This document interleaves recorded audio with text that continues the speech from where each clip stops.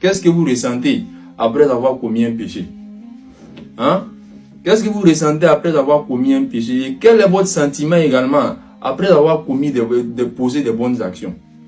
C'est ce qui va définir votre état spirituel et votre proximité également avec Allah subhanahu wa ta'ala. Hein? Votre sentiment vis-à-vis du mal et du bien. C'est pourquoi le prophète dit sallallahu alayhi wa sallam, le prophète dit man sarratuhu hasanatuhu wa sa'atuhu sayyi'atuhu fa huwa mu'min.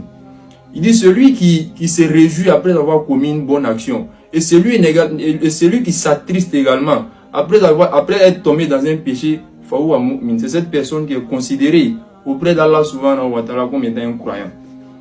Hein? Parce qu'il y a des personnes qui ne regrettent pas après avoir commis des péchés. Il y a des personnes qui n'ont pas de regrets après avoir manqué la prière de Fajr par exemple. Le fait que vous avez manqué la prière de Fajr, ou vous avez manqué la prière de Zohr, ou vous avez manqué la prière de Maghrib ou d'Isha, cela doit avoir un impact, n'est-ce pas, dans votre cœur.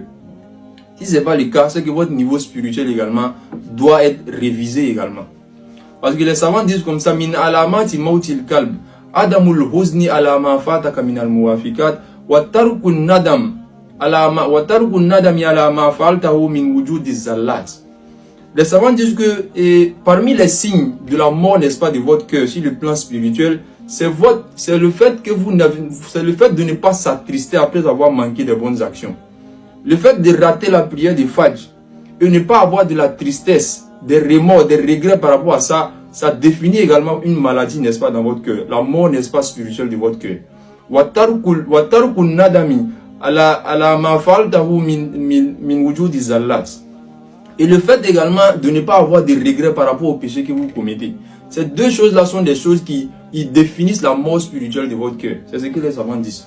Et donc, pour pouvoir identifier votre proximité avec Allah subhanahu wa ta'ala, il faut identifier votre réaction vis-à-vis du mal et du bien également. Allah nous donne la bonne compréhension.